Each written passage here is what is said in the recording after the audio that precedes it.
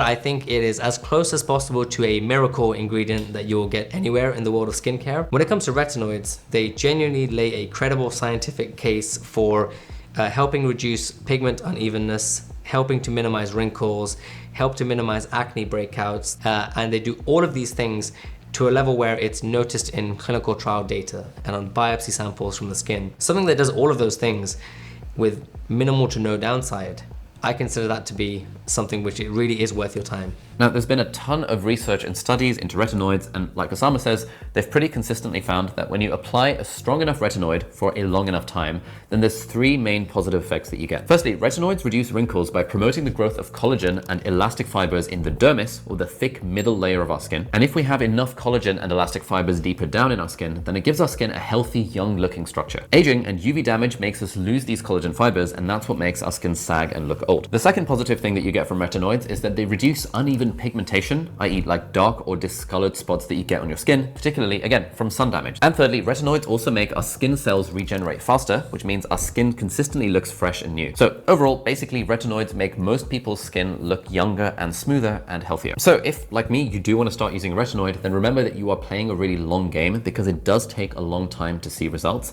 And to be honest, when you're young and you don't really have that many wrinkles, I think it's mostly preventative rather than kind of curative, as it were. And the thing with retinoids is that they can also make some people's skin feel a little bit more sensitive. It can make your skin peel, and it can sometimes make your skin feel a little bit painful. And that's why a lot of people don't actually stick with it long enough to see the benefits. So what sort of retinoid should you get? Now, this is where it kind of gets complicated because retinoids actually come in different types of strength levels. Now, the first big one is retinols. Now, retinols are part of the retinoid family, but they are the weaker version. Now, if you see any kind of skincare product labeled anti-aging and you can get it over the counter, it usually has some kind of retinol in it, i.e. the weaker version of a retinoid. Then we have retinoids, which are stronger and they're generally prescribed by a doctor, and tretinoin is one of the most common ones and the one that I use. You'll see a bigger change with retinoids than retinols because they're stronger, but the side effects can potentially be stronger as well, like peeling and dry skin and like a little bit more sensitivity. So if you are going for a retinoid, then it is worth it to be a little bit more careful with these and maybe even consult a doctor before actually starting to use one. What I always tell people is when you're using a retinoid at the beginning,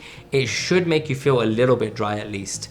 If it doesn't even teeter on the edge of making you feel a bit dry, you wonder whether you need a higher strength because maybe your skin is just more tolerant and maybe you need to apply more.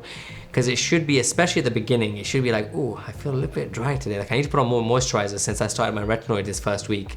And if you don't feel that, it's probably not strong enough for you.